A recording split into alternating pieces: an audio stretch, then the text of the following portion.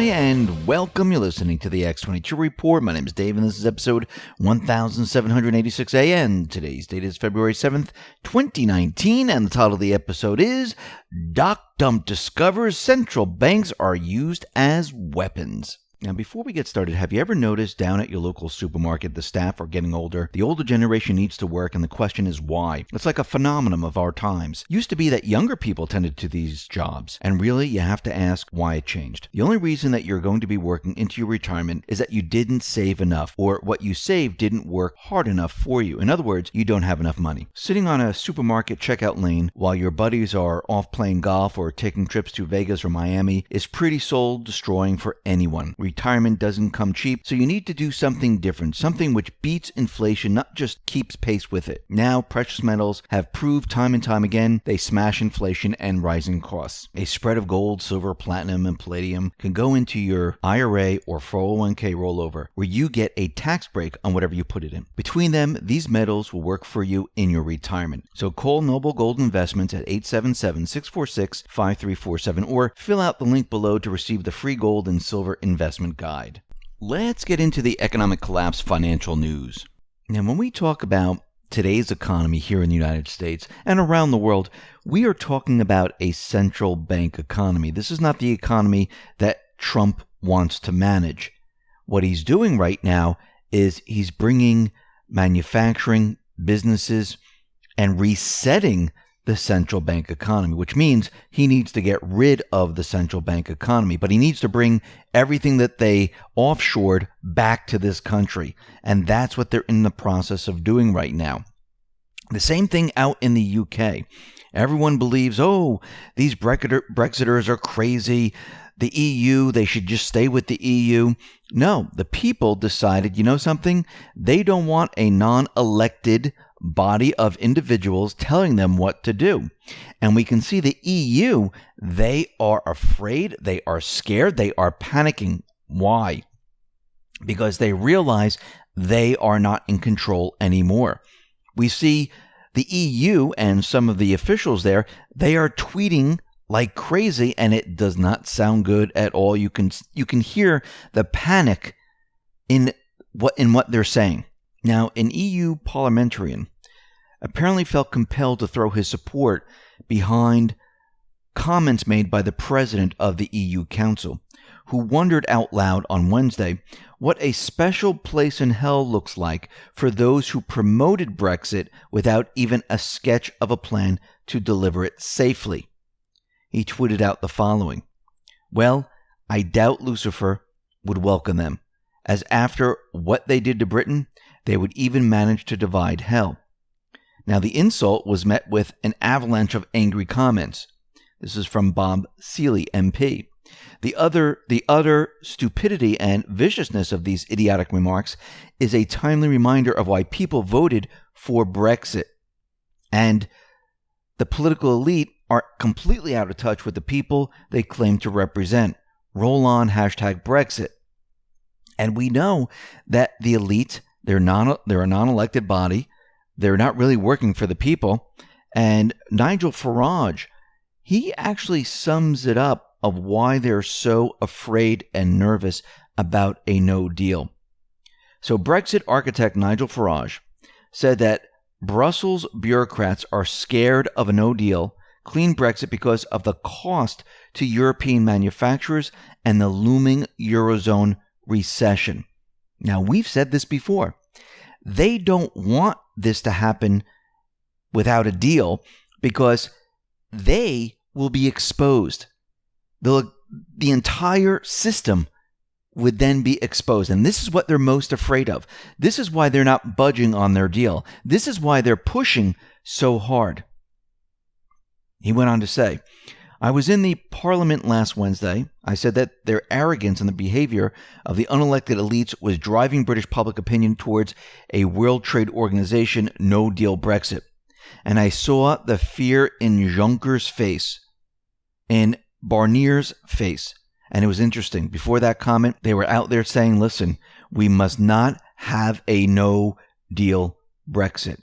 They're afraid. And it really shows that they're afraid of exposing everything that they have done It will expose how the economy is not strong.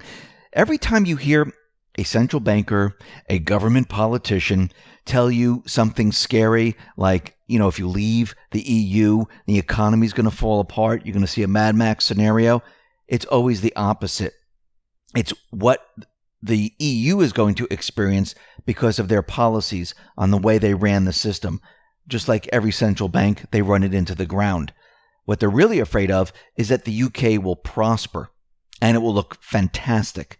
This is what they're very nervous about. And if you look at the EU, you can see they had to slash their forecast for the Eurozone economic growth from 1.9 to 1.3. It's getting worse and worse as time goes on. Now, it's the same thing here in the United States. Now, when we talk about the economy here in the United States, this is a central bank economy. This is not Trump's economy.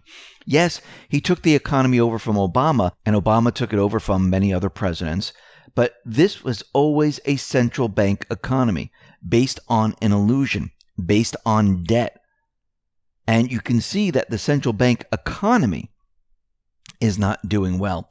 Trump is in the process of bringing everything back so he can create a new economy, which is going to be separate and apart from a central bank economy. But when we start to look at the central bank economy, remember, there's two different things happening here. Let me just say this. There's the central bank economy that we're in today. The new economy is going to be brought online. That's with Trump bringing back jobs, manufacturing, businesses, getting rid of the globalist trade deals, taking over the central bank system, creating new currency, maybe backing it with gold. That is going to be the new system that's coming in, that's going to take over for the central bank system. But the central bank system right now is breaking down, and the people are feeling it, because as more and more people have to put things on their credit card or take out more debt, it's not helping the people, it's actually hurting the people. And of course, we were brainwashed to think, oh, more debt. Oh, look, the holiday season was great. Look at the credit card bills. Oh, yeah, you want to buy a car? Go get an auto loan. You want to go to school? Take out loans. This is not the way it's supposed to work. This is what the central bankers wanted. This is not what the people wanted. The reason why we're seeing all this is because the central banker debt note is devaluing every single day. It has lost almost all of its value. That's why we need credit. That's why we need loans. That's why it's so difficult to make ends meet. Get rid of all the credit. Get rid of all the loans. Think about it. How many people can go out and with the Federal Reserve note that you have, how many people can take that and buy a brand new car that's $20,000, $30,000, $40,000 or more, and then go ahead and pay for college for your children?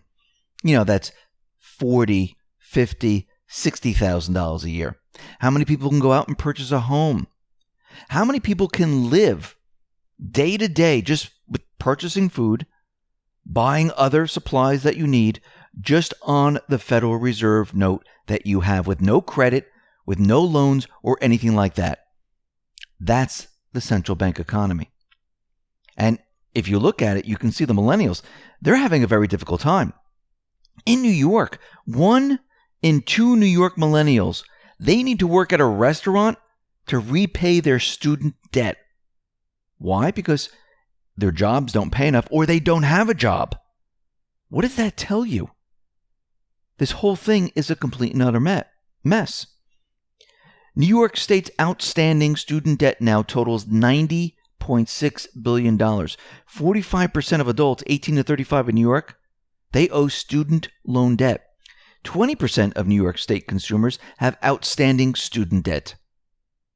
We are weighted down by debt.